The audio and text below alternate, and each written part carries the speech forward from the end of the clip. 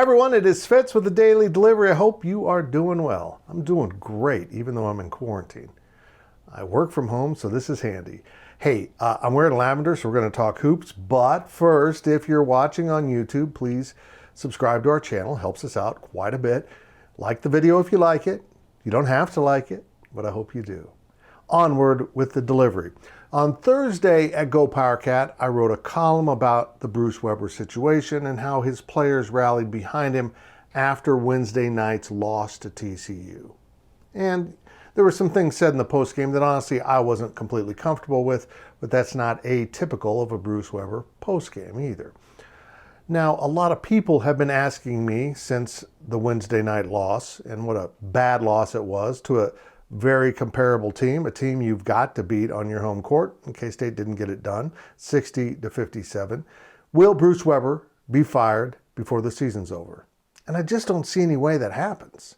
I don't see anything that would warrant it, because typically, and I know it's changed a little bit now that football has the early signing period and ADs are trying to fire coaches as early as possible so they can get a jump on a new coach and not fall behind in recruiting. Basketball is a little bit different. Typically, if you're fired mid-season, there's a couple things going on. Either you're not a good person, or maybe you're not following the rules, you're causing trouble. There's something rotten within your program. And by all accounts, nothing's wrong inside of this program, other than the fact they can't win enough games. And that's a reason to get fired, but probably not in mid-season. I really wouldn't be comfortable with that, because I'm going to be really blunt here. Bruce Weber's a really good dude.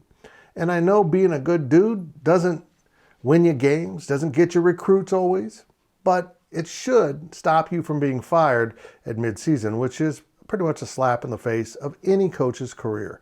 You're so bad we can't have you around anymore. Maybe it gets done. I just don't see it unless everything absolutely falls apart as this season goes. But that's not his history either.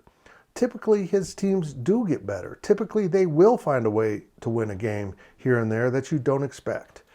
And honestly, the next 4 games for Kansas State would fall under that category for me. They've got Texas Tech on Saturday. They go to Texas. They come home and play Kansas on another Saturday. And then they go to Baylor. It probably should be all losses, but these cats stick around in games. They're more competitive than the last version.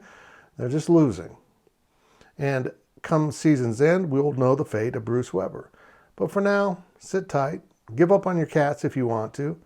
But they'll keep playing basketball, and I think they'll get better. Just probably not good enough.